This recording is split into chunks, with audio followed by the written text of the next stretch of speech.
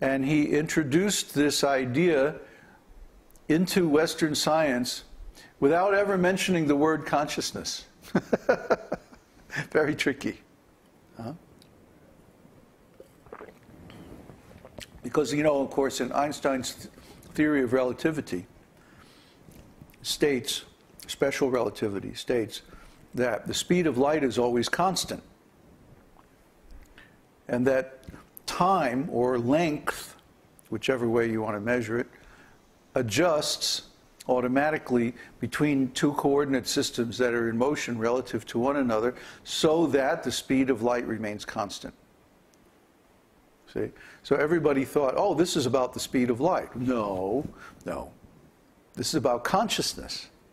What he's saying, that an observer at motion relative to another observer always observes that the speed of light remains constant. Why? Then the rest of the theory is about why and how and all of that.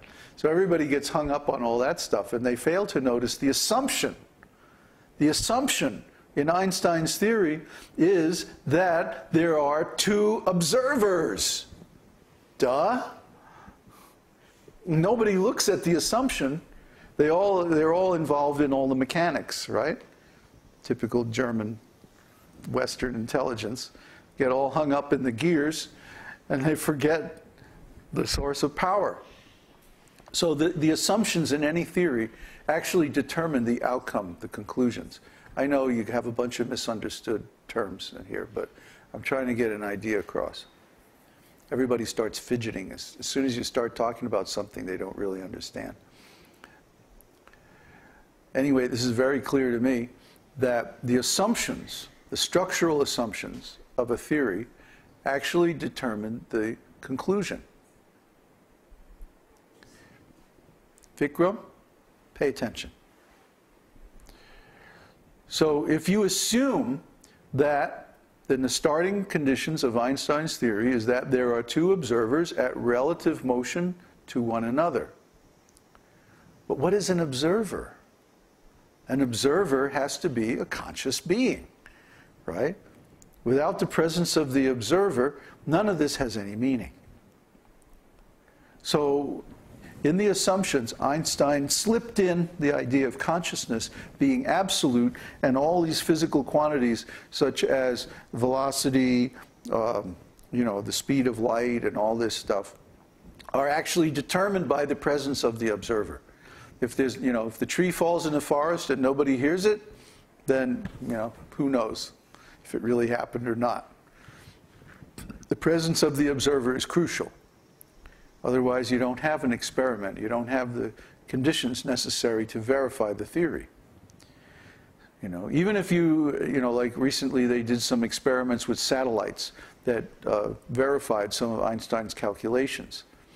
Well, that's very nice. You can have a satellite take the measurement, but still, some human being has to sit down and say, well, this is what it means, right? You have a whole column of numbers from some instrument. Well, what's the meaning of it? You see?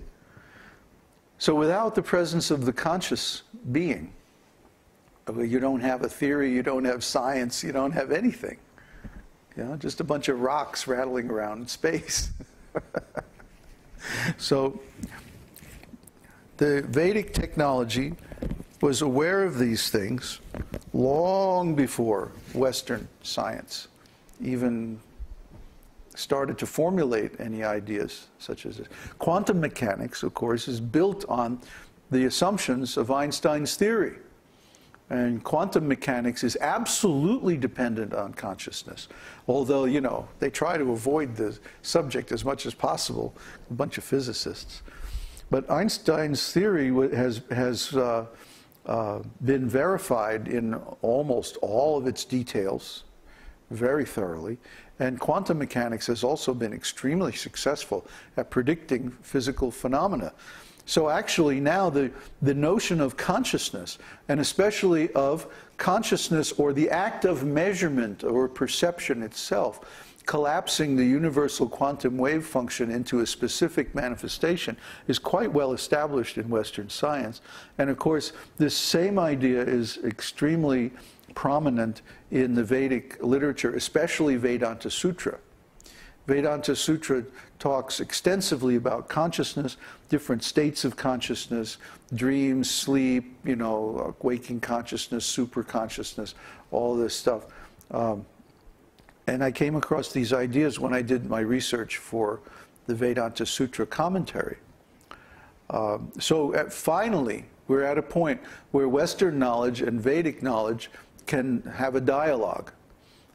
But it would have to be on the highest level of both of them. And so far, it hasn't really gotten much momentum. Primarily because the scientists are still in denial about consciousness. Oh, it's just some epiphenomenon of brain function, you know, a bunch of neurons firing off, and you just think you're conscious. What's the difference? If I think I'm conscious, I am conscious, right? Duh. Of course.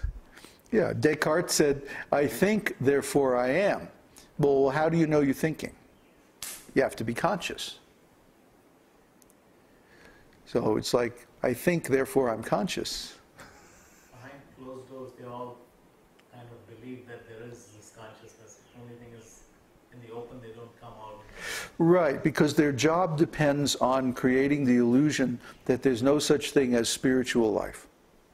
See, the scientist's job, you think the scientist's job is to discover stuff? No. The scientist's job is to convince the people in general that there's no such thing as spiritual life. That's their actual job. And if they don't do that job, they get fired. They can't publish any papers, you know. Peer-reviewed science is one of the biggest scams in the world today, because all it is a propaganda campaign to convince people that there is no such thing as spiritual life. That's all. I mean, yeah, they invent a few neat gadgets, you know, but those gadgets only get developed if they disempower people in general. See?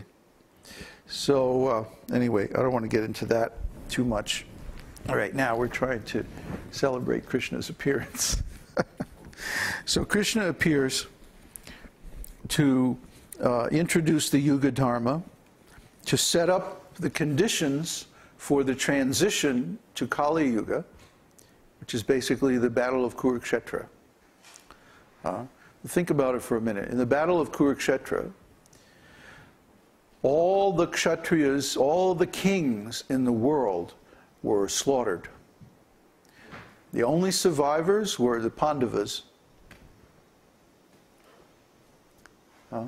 Everybody else was killed. And you can read how Duryodhana, in setting up his army, he brought in allies from all over the world. There were kings from South America, North America, all over Asia, you know, Australia. He even got kings coming from other places in the Bhumandala, not on Earth. Yeah.